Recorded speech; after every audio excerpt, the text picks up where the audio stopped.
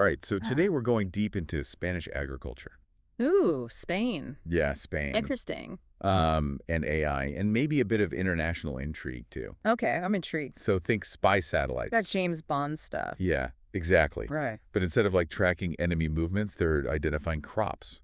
Whoa, that's wild. Yeah, it's pretty cool. And it's all based on this fascinating research paper from the Quarkus Software Engineering Group at the Universidad de Extremadura in Spain. So they're using AI to analyze satellite pictures to figure out what's growing on farms. Yeah, that's a really cool way to put it, like a digital detective in space, keeping tabs on every farm. I like that digital detective in space. Yeah. So how does it all work? Well, the research paper mentions the Sentinel-2 program. Sentinel-2?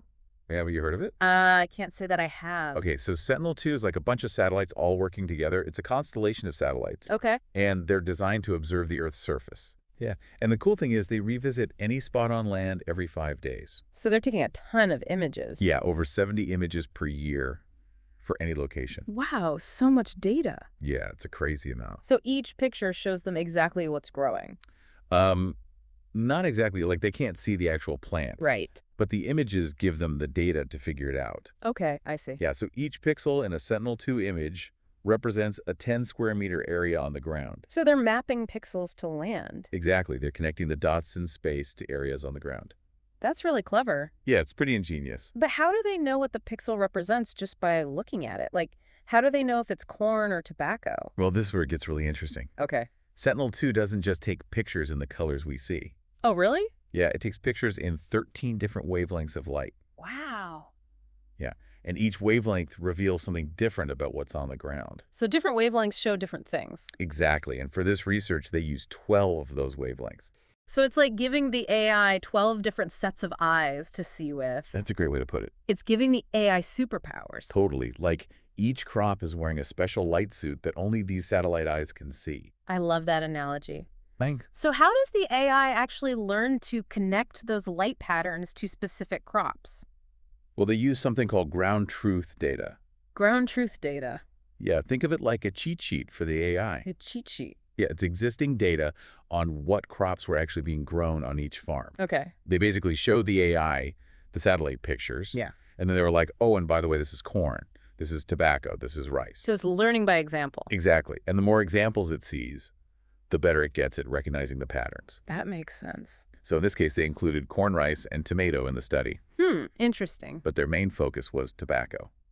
Tobacco, why tobacco? That's what I was wondering too, right? Yeah. So tobacco production is often heavily regulated. Right. So this technology could be a way to monitor tobacco farms and make sure they're following the rules. So they're trying to catch people growing too much tobacco. Yeah, like our digital detectives sniffing out agricultural crime. I love it. Yeah, and this AI is really good at its job. How good are we talking? Well, their model achieved 99% accuracy in correctly classifying tobacco. 99%? That's incredible. Yeah, it's really impressive. That's amazing. It seems like this could be a really useful tool, not just for tobacco, but for all sorts of crops. Absolutely. And to understand its full potential, we need to take a peek under the hood and see how it works. Okay, let's crack it open. I'm ready to get a little technical. Awesome. So what kind of AI are we dealing with here?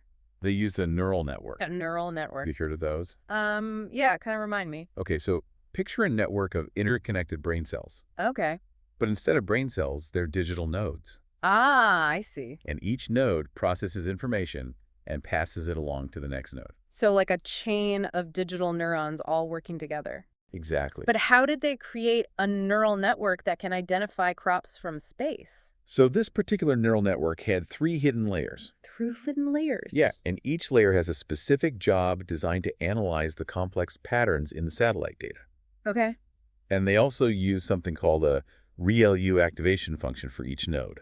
ReLU activation function. Yeah, I know it sounds complicated. It does. But think of it like a gatekeeper for each node. A gatekeeper. Yeah, it helps the network learn faster by controlling the flow of information between the nodes. So it's like a traffic cop directing the flow of information. Exactly. And this type of AI is really good at recognizing patterns, which is perfect for analyzing those unique light signatures we talked about earlier. That makes sense. And to train something this complex, you need a lot of data. Yeah, that's true. And they had a ton of data to work with. Like how much are we talking? For the training data set, they had about 500,000 pixel data points for tobacco, corn, and tomato. and another 160,000 for rice. Wow, that's a lot. Yeah, so they fed all of this data to AI, trained it to recognize patterns. 99% accuracy. Yeah. Pretty impressive, right? Yeah, this technology has so much potential. It's amazing. It is. It's a powerful tool, and how we choose to use it will shape the future of agriculture. That's a big responsibility. It is. I'm really fascinated by all this. Me too. But what can our listeners do if they want to learn more? That's a great question, and a perfect way to wrap up this part of our deep dive. We'll be back after a quick break with some resources and advice on how you can explore this fascinating world further. Okay, so we're back, and we want to give you, our amazing listeners, the tools to explore this world of AI-powered agriculture, because it's not just some far-off concept. Right, it's happening now, and it could have a big impact on all of us. So where do we even start? Like, what's the first step for someone who wants to learn more? Well, the internet is a great place to start. Yeah, of course. If you search for things like AI crop classification or satellite imagery agriculture, you'll find a ton of information. So many articles and research papers. Exactly, and even videos that explain the technology in simple terms. Yeah, don't be intimidated by the technical stuff. Right, there are lots of resources out there that break it down so it's easy to understand. And don't just stick to one source. Yeah, that's a good point. Look for different perspectives, compare what you find, and form your own opinions. It's like putting together a puzzle. Exactly. Each piece of information you find gives you a better understanding of the whole picture.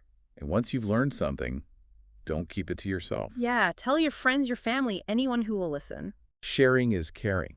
Exactly. The more we talk about this, the more aware we become of its potential. And you don't have to be a tech expert to have an opinion. Right. Everyone's perspective matters. Okay, so we've got the resources, we're spreading the word, but how can we actually make a difference? Well, one thing you can do is be a conscious consumer. What do you mean by that? Support companies and organizations that are using this technology responsibly. So vote with our wallets. Exactly. And if you want to have a bigger impact, you can contact your elected officials, write letters to the editor, get involved in discussions online. Make our voices heard. Exactly. Let policymakers know that this is important to you. It's all about connecting technology to people's lives. Right. This technology could change agriculture as we know it, but it's up to us to make sure it's used for good. So as we wrap up this deep dive, what's the one thing you want our listeners to remember? AI and satellite imagery are already transforming agriculture in incredible ways, but the future of this technology is still being written, and we all have a role to play in shaping it. So stay curious, stay informed, and stay engaged, because the future of agriculture, and maybe even the planet, depends on it. Thanks for joining us on this deep dive, and until next time, keep exploring and keep those questions coming.